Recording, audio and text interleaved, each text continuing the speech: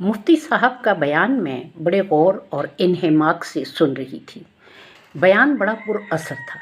खलीफा दो हज़रत उमर फ़ारूक रज़ियल्लाहु ताला अन्हु की सिफ़ात और उनके किरदार और इंतज़ामी उमूर से मुतल्लिक़ बहुत सी नई और अहम मालूमात हमारे इल्मी ख़ज़ाने में इजाफ़े का बाइस बन रही थी। लेकिन अचानक मैं चौंकी जब मुफ्ती साहब ने हज़रत उमर फ़ारूक की बजाय उम्र फ़ारूक रज़ियल्लाहु के अल्फाज का इस्तेमाल किया।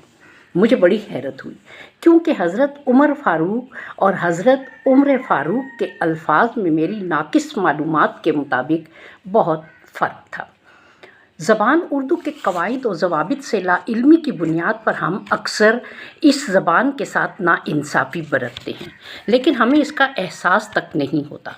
दरअसल हमें अंग्रेज़ी नुमा उर्दू बोलने और रोमन तर्ज़ तहरीर में उर्दू लिखने की कुछ ऐसी लत पड़ चुकी है कि हमारा ध्यान इस तरफ बिल्कुल नहीं जाता कि उर्दू हमारी कौमी ज़बान है और कौमी ज़बान हमारी शनाख्त होती है, हमारा कौमी वर्सा होता है, जिसकी हिफाजत हमारा फ़र्ज़ है।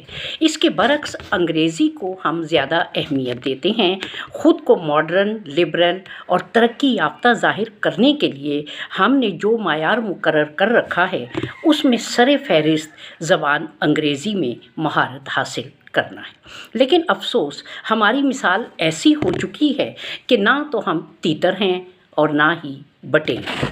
उर्दू ज़बान को कौमी ज़बान का नाम तो दे दिया गया, लेकिन इसे वो मकाम आज तक हासिल ना हो सका जिसकी वो हकदार है। वो ज़बान जो खालिस इस्लामी माहौल में पैदा हुई, पली बढ़ी, परवान चढ़ी, तरक्की के ज़ीने पार करती अपने उरूज की जानिब गामज़न हो रही थी कि कंपनी बहादुर की मेहरबानी से मिलावट का ऐसा शिकार हुई कि आज तक दामन ना छुड़ा सकी। अरबी, फ़ारसी, तुर्की ज़बानों के इश्तिराक से जन्म लेने वाली ज़बान जिसे मुग़ल बादशाह शाहजहां ने उर्दू मुअल्ला का नाम दिया, जिसे मीर गालिब और अनीस ने निखारा संवारा, जिसको बुज़ुर्गान दीन और सूफ़ियाए कराम ने इस्लामी इल्मी वर्सा से सजाया, बाबाए उर्दू ने मौलवी अब्दुल हक ने अपना माल व मता इसकी इशाअत व तरवीज के लिए वक्फ़ कर दिया, वो ज़बान फ़रंगियों की मुदाखलत से साजिशों का शिकार हो चुकी। मिर्ज़ा दाग देहलवी फरमाते हैं, सारे उर्दू है जिसका नाम हम ही जानते हैं दाग, उर्दू है जिसका नाम हम ही जानते हैं दाग, सारे जहां में धूम हमारी ज़ुबां की है।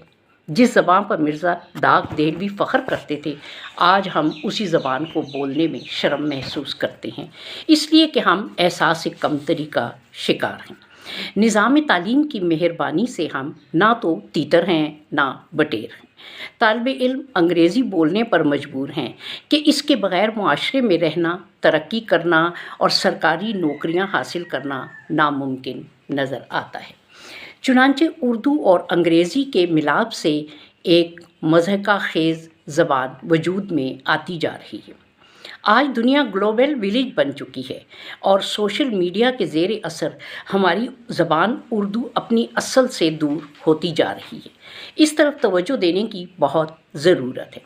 अपनी सलासत, फसाहत और मिठास की वजह से ये ज़बान आम मकबूलियत का दर्जा रखती है, ताहम इसके बुनियादी उसूल व ज़वाबित की तरफ तवज्जो देना ज़्यादा ज़रूरी है।